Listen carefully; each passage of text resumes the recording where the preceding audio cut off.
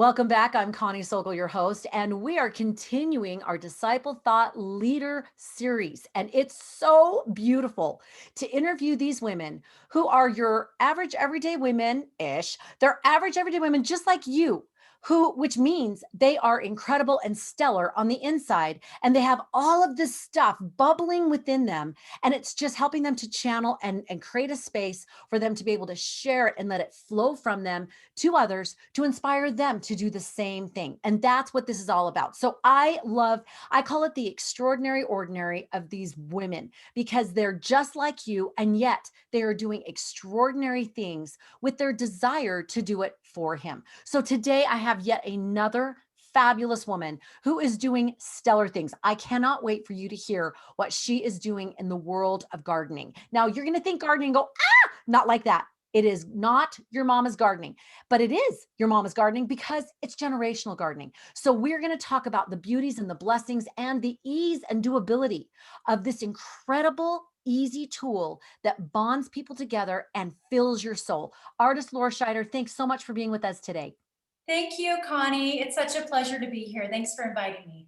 She is a love. Now, we have known each other for many years, and she is a support, a joy, a cheerleader. She is just this way, but not just for me, for everyone that she meets. She's the kind of person you would meet on a bus, and before you know it, you're divulging what you did back when you were 7, and you are getting tips for your children and advice, and you feel like you've just had a nice cup of herbal tea and biscuit. Really, that's the way she is. But I want to talk to you today about this beautiful thing of this generational gardening. It is absolutely mind-blowingly powerful. So take us through this what is your concept that you are wanting to share with the world, and then let's go back to the genesis of it, of where it all began. So what is the main concept of what it is you're doing and you want to share? I think the main concept, Connie, and you said it so beautiful, a way to connect people. And I have always loved gardening, and but it's a way for people to use gardening as a tool, right? We use gardening tools like a shovel to dig the dirt or the rakes in the fall. And so gardening really is a tool in itself. And so we have this ability to take this tool of gardening and share it among ourselves and gather each other in the way that we do it. Oh, I love that. I love, and I take notes as I'm listening because I love things that you say that not just use gardening tools, but gardening is a tool. Now, most people like me run screaming when they hear the word gardening because we have tried it and failed and failed and failed, right? But you have put this spin on this kind of gardening. You call it generational gardening, and that you use it as a means, like you said, to bring people together, but also to teach simple tools and tips for them to see the results, for them to experience the power of growth. So, where did that all come from? You're a busy mom, you've got children, you have all these different things on your plate. Where did this all kind of begin for you? I think really the beginning started as a child. I think we don't realize that our journey begins very early. The things that interest us become very early. And, my dear mother loved gardening. So of course I had her beautiful influence in my life, Mm. but she would take me in the summers to go visit my grandparents to Burley, Idaho. And my grandmother had this beautiful rose garden that she just cherished. And I just remember as a child running around her rose garden as there were bees and birds and all sorts of things and beautiful smells going around. And I always just felt really loved and nurtured there. And it just planted that seed, right? Like all those seeds that on the journey. And so my mother recently passed away. And I really felt like that was a way to reconnect with her, and remember her gift that she had. And I could bring that to other people's because really, don't we just learn life experiences and what we take from it? We pass it on to the next generation. And that's really what I'm doing is finding a way to use gardening to bring people together, to just lift and have healing and joy. So, Oh, and I love that word you use. It's just so powerful, the healing part of it. yes. So many people right now in our world and the things that we're dealing with are seeking healing.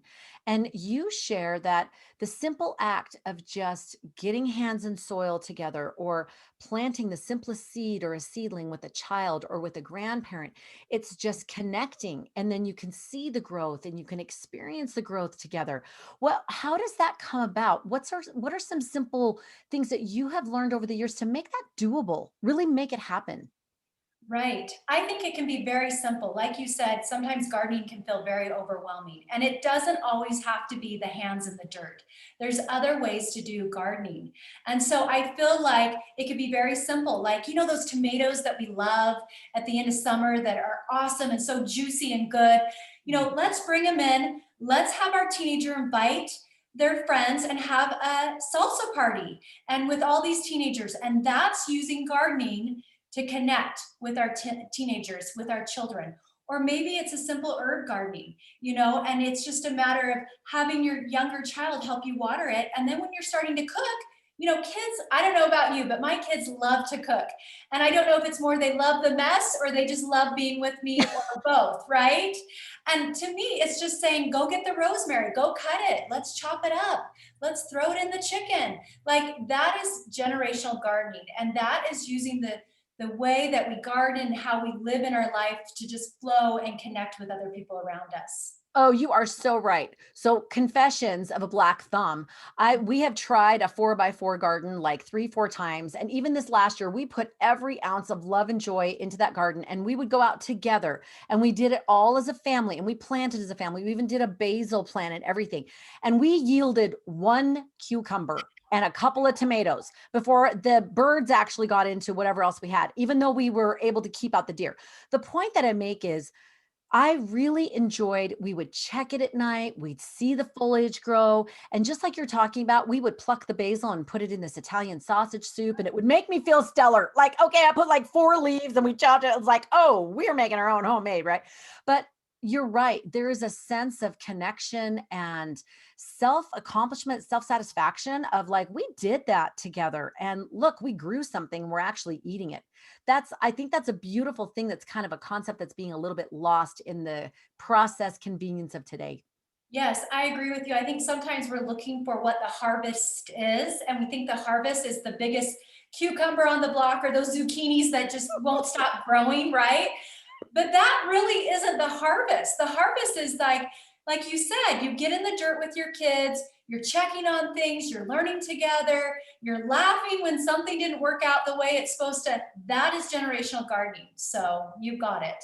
I love it. And I love for those that are listening that it's not about perfection. And that's one of the things I love about you is that you focus on the experience, you focus on the process, on the learning and the loving and the doing rather than the perfection of the outcome. And I think that is such a huge piece in this generational gardening that you're doing. And I think that's where a lot of the healing comes from. Now, I know that from the genesis of the beginnings of that and you doing that and then doing with your grandparents and your mom, and then now you doing it with your own children, you have felt this desire as a disciple thought leader to say, I want to take this to more people. I want to create an environment that people can actually come and heal and feel the healing power, even if they don't ever put their hands in the soil. What is this project you're working on? Well, I'm currently doing a garden in my own backyard, and it's something just really magical. And it's taken many years, even though people are seeing, kind of the harvest of it starting to come together. It really was an idea that I had many years ago of creating a space that would gather people, kind of like the movie Field of Dreams, right? I love that movie. Yes. If you build it, they will come, right? That's like one of my favorite movies. So I feel like I'm doing that. If you build it, they will come. And of course, at the end of the movie, he gets to see his father. And to me, it's just in a way having my mother's sweet, influence there in that garden. And so I am just sharing this, on Ardice&Co on Facebook and Instagram, and they can watch the journey with us. But what's interesting is what got me there. Like you said, it was, just originally as a child, feeling that love, being nurtured from my mother and my grandparents. But I also was able to go to your amazing retreat, right? The Disciple Thought Leadership retreat. And that was able to bring together all these ideas that I had. I mean, I love gardening, I recognize the beauty, and I love people. I've always loved people. I just love to cheer them on, like you said. And so to me, that's a way of connecting people and this beautiful nature that we've got around us together. And so I'm so grateful for that Disciple Thought Leadership retreat. Oh, you are so sweet. I loved the epiphanies that people had there. And especially with you, with being able to, I felt like what you did was validate that vision and say, yes, the accessibility of it, the feasibility of it, it was actually possible. Like, I really can create this garden and I can create it for people to come and see and heal. And I can actually even go bigger than that if I want to, not to prove anything and not to be like, I got to go global, but to even create a bigger complex of beautiful gardens and things for people in the future to come. So it sounds like, and for those that are listening, she's not talking about a 4x4 garden in her backyard. She has reserved space, part of their acreage for this gorgeous garden, and actually went up to Oregon and hand picked trees that were delivered to her yard. So I mean, we're talking, this is going to be a beautiful space and place for you to come and heal and feel. So, this journey, how has it been sharing the journey? Because so many people just want to go pop, it's done, right? And there's something that's missing with that. So, tell us what you're sharing. Yeah, I think you're right. A lot of people, they think the end result is the fun part. And to me, it's the journey and sharing the steps and the layers of this garden, because it's like our own life, right? Gardening relates to our own life. We have many layers in our own life that we build upon. And so to me, it's been really fun. I mean, of course, I had to figure out the whole social media thing, which is not easy for me, but I'm being brave and I'm doing it. But some of the funnest things are hearing back from people. Like, for example, I have a dear friend that's dealing with a brain tumor right now, and she lives across the country. And she's like, I feel like that healing garden is calling me. I mean, Wow. Connie, that's amazing. Wow. That through that social media, that she can see the pictures, that she can feel connected. And she asked that when she is done with her treatment, if she can come out. I'm like, absolutely, come out. But I think too, we have to remember this isn't just for this one area. I'm hoping to inspire people to create their own places that lift them and connect them. I mean, I have a neighbor down the street and we had a conversation for her. She created a little outdoor Zen room for herself, right? To me, that's gardening, right? Like, she just has Yes. this beautiful nature, this place she can go and do her meditation. And then she goes and takes people up in the mountains on hikes all the time. I mean, she's doing her own generational gardening, bringing people to the natural wild flowers out there and the mountains and the beauty there. So, yes, this garden that I'm creating, I want to share. I'm excited to share it, but I'm also hoping it inspires people to make that part of gardening in their lives, to strengthen themselves so they can connect with other people and strengthen other people.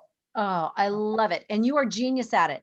You are able to take the most novice beginner person and help them to know how to do the most simple thing of deadheading a plant, which you taught me how to do, which was great. And I felt stellar, to all the way to more intricate things depending on what people need and their desire. I love that you teach people to lift where they stand, to plant where they are, to be able to say, you got a space, whether it's a New York City apartment or if it's just a little piece of, grass, it's in the suburbia, whatever you have. I can teach you how to make that sacred, healing, joyful space that you can connect and bond together with those you love. I just love it. If people are listening, I know you mentioned on Instagram and Facebook, ardice&co, is that the best place for them to reach you? Yes, that is absolutely the best place. And I just encourage them to come join the journey at Artisan Co. and just have fun growing with us and learning. Oh, and you will have so much fun. She's already posted tips on there. It's so, so fun. Artist is ARDICE and CO for co. So artist ampersand, the sign, the and sign, and then co. So, so fantastic. And just one last little fun thing. When she goes on these interviews and when she's talking about the stuff, she keeps a little remembrance of her mother who just passed. You want to tell us quickly about that? Yes. When my mother passed away, she gave me a ring, and it's right here for the viewers that can see it. For those that can't, it has four different flowers on it, and they are connected. And it's just this beautiful ring that I remember that she wore when I was a young child. And she used to just be all into style and fun and stuff. But to me, this just represents her and her love for gardening and her love to connect with people, because my mother really was a master at connecting and loving people. And so anytime I go anywhere, I put this ring on, just a way to connect with her. So, So beautiful. And like mother, like daughter, talk about a connector in all things. growing physical plants and also heart to heart. Artist, thank you so much for taking time with us today. Remember, if you want more of this and follow along on this joyful healing journey of watching this garden take shape, it's absolutely so fun to see it. Remember, check out ardice&co on Facebook and Instagram. And if you love these kind of interviews, as always, go below, rate, review, and subscribe. And it can come right into your inbox if you sign up for our newsletter. To do that, go to conniesokol.com. There you'll find all kinds of goodies, freebies, downloads, courses, and more information about our retreats if you want to come and find and fulfill your purpose. Thank you for joining us today and taking the next step in living your purposeful, organized, and joyful life.